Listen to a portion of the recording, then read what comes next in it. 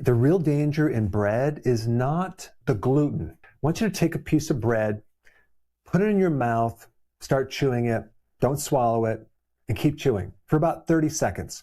What you're going to notice is all of a sudden it's going to start tasting sweet. And it's not a coincidence. Your body is releasing an enzyme that's breaking down the starch into sugar. And this is the part of bread that almost no one talks about. Bread is mostly starch. Now, what is starch? Starch is a string of glucose molecules on a chain. So it's really a different type of sugar.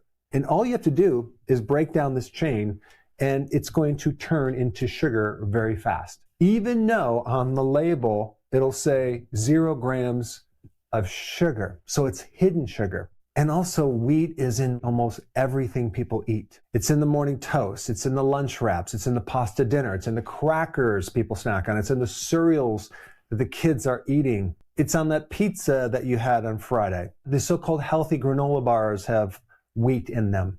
An average American consumes wheat nearly every single day. One of the biggest problems with bread is the blood sugar spike. If we take a look on the glycemic index for bread, it's 75. Then the question is, what is the glycemic index of sugar? 75. It's virtually the same. And the glycemic index is how fast that carbohydrate spikes the blood sugar. And on some charts, bread is actually even higher than sugar. So in other words, depending on what chart you're using, when you eat bread, it can actually create more of a blood sugar spike than actual sugar.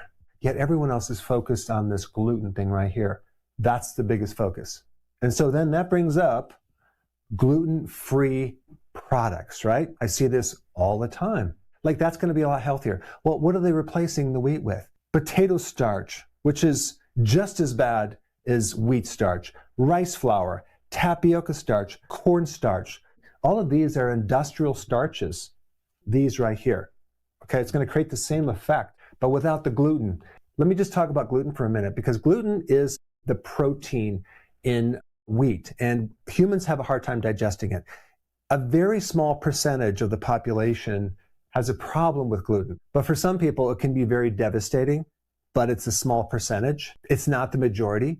I would say 90% of the population is not going to have as much of a problem with gluten as they are with the starch in the wheat products. And so it's not just bread, it's the pasta, the cereal, the cracker, the biscuits, the waffle, the pancake, etc. These are metabolic explosions for blood sugar. But not just that, it affects the LDL. Now, there's two types of LDL cholesterol. You have the type of LDL cholesterol that has larger particles that don't create problems for most people. And then you also have the small, dense particle size LDL that can invade the arteries. When you consume bread, pasta, cereal, crackers, and other types of starches, you're going to generate more of the smaller, dense LDL particles, which is going to create problems for the inside of your arteries. And because people consume so much of this stuff, you're going to generate so much blood sugar, it's going to start creating a fatty liver and also create something called glycation. What does that mean? When you combine a protein with a starch or sugar in the presence of heat, as in bread that combines with the protein in your red blood cells called hemoglobin, what happens is the sugar is going to connect to it and it's going to glycate. What does that mean? It's going to damage the protein so the protein doesn't work anymore. That's called glycation. So when someone checks your blood sugar, sometimes they do a test called A1C. What is that? That measures the average blood sugar over 3 months. And what they're really looking at is how much of that red blood cell is damaged or glycated. How much of that sugar has taken over that protein and made it a problem. So obviously they have it all rated so you can actually look at that number and see how bad your blood sugar is. So what happens? You chew the bread, it starts to break down into sugar. The sugar is then going to go into the bloodstream and raise the blood sugar. Then what's going to happen? Insulin is going to come in there and remove that sugar very, very fast. The question is, where does it go? Well, it's going to be put as storage. It's going to go in your liver. It's going to go in your gut as belly fat. Then what happens over a period of time when you keep spiking that insulin is the cells start losing the control of the insulin. They become resistant to that insulin. That's called insulin resistance. And what that means is insulin is going to be less effective.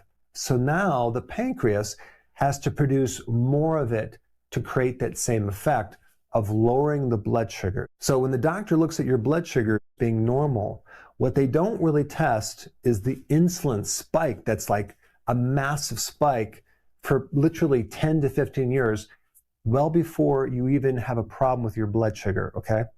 So prediabetes, diabetes happens 10 to 15 to 20 years after this problem has been brewing in the oven. And so if they were to check the insulin level, they would probably find it pretty high. If you ever get your fasting insulin tested, you want it between 2 and 6, okay?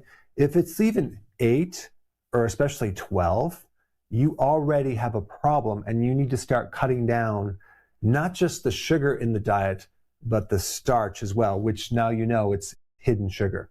And the other thing about glycation, this is not just happening in the blood vessels, okay, in your red blood cells. It's happening in your skin. It's happening in the eyes.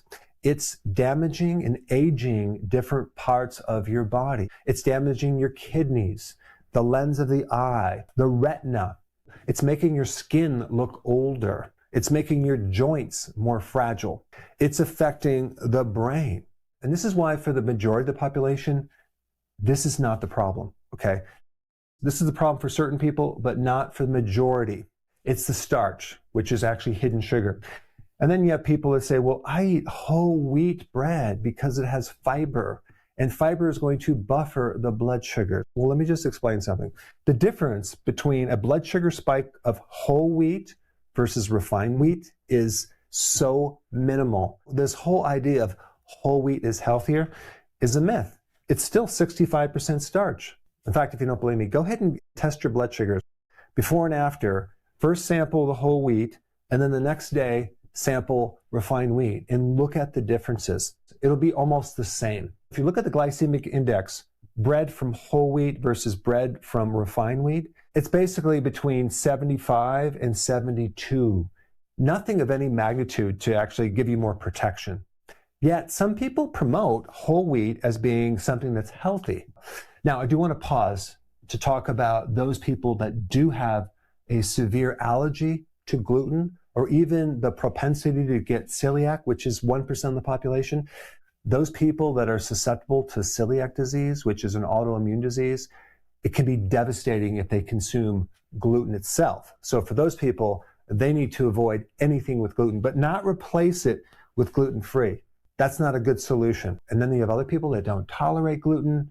So for those people, they need to avoid gluten. Because I'm not saying that gluten is healthy, just if we compare the damage from this from an average person versus the damage between the starch, this is much higher. And I want to mention this modern wheat. The modern wheat is a hybrid. It's been engineered for more gluten, so you get that stretchiness that's in bread, but it comes with a package because the actual genetics or the chromosomes for the modern day wheat are completely different than the ancient wheat. But about 1% of the population has celiac, and another 6 to 7% has non-celiac gluten sensitivity. And for those people, they need to avoid all grains, period, okay? Even the gluten-free products.